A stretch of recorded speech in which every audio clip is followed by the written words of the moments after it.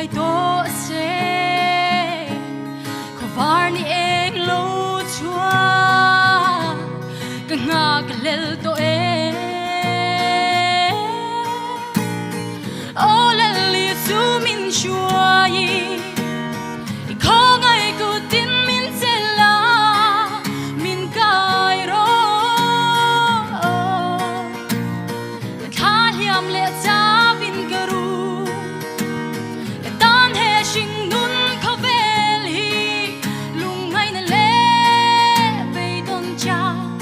me an sang zo ta o Yesu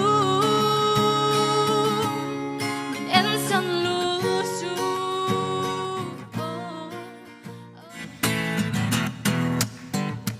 oh Christian tu tu isi o fenem ni le oh terna tu tu I ming di kem ni le oh what na tu tu I ting lung em ni zog le I to pol nun kha varam ten long che hoi giro ko atai ma hia ho de go now in en fer de te inun pung song de kan la ya me Christian di atan moy don sung selin in en fiaro Inui ri ka sia trin kha khoya nge